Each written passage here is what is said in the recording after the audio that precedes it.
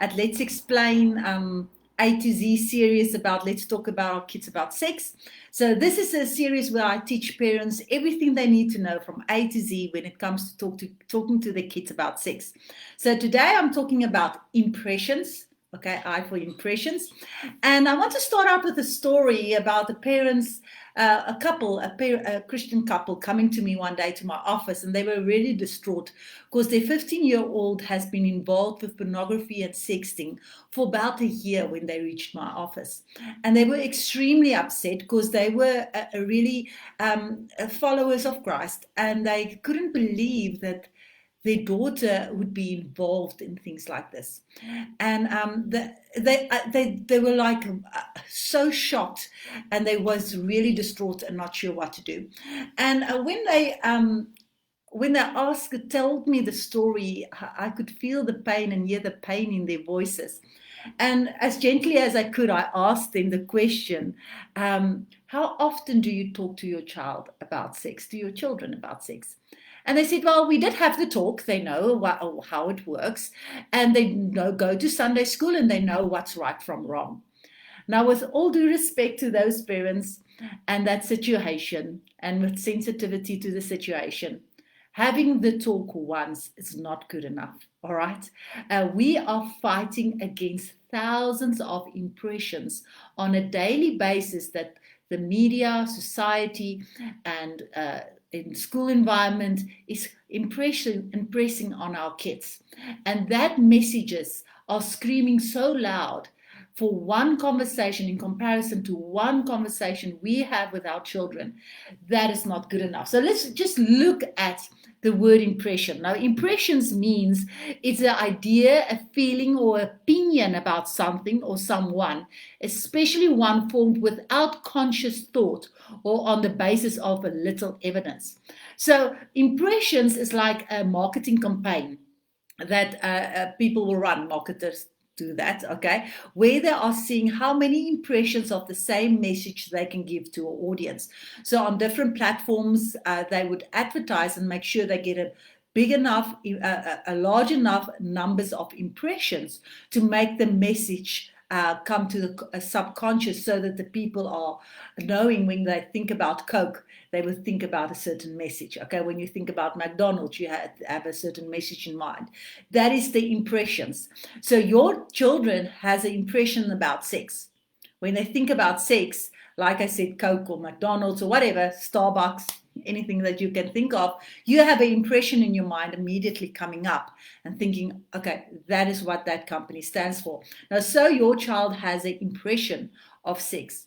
And now the big question is that impression positive and based on the values that you want to teach your child?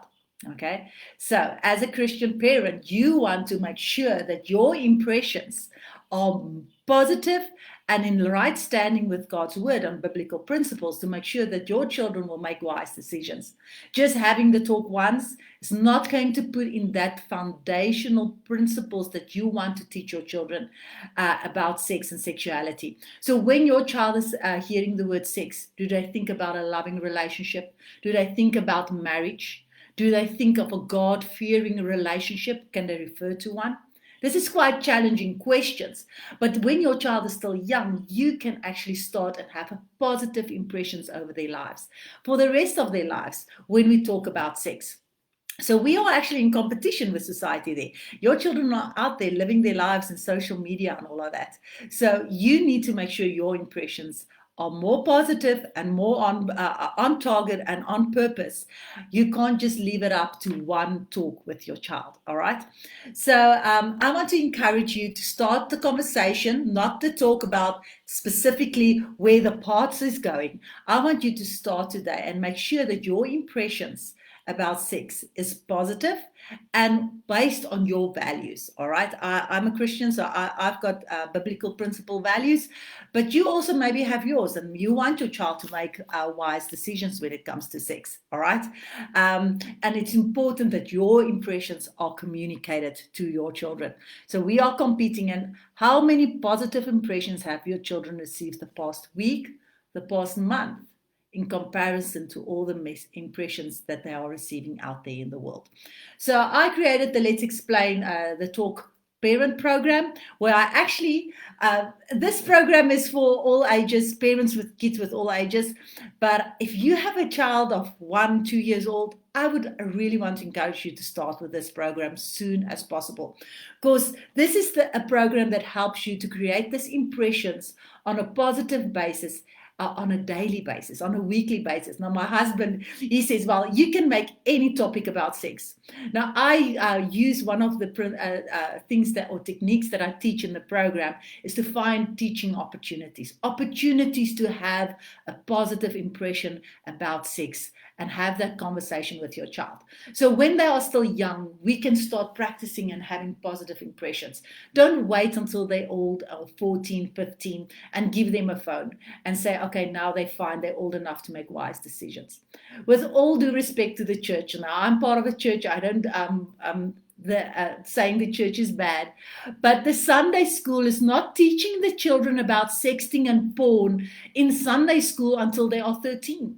They're not talking about that. So we as children, parents are giving our children cell phones at the age of 13, 14. But we haven't spoken to our kids about porn and about sexting and all the dangers out there. So now we think they're wise enough and give them the phones and say, oh, they go to church, they know the difference.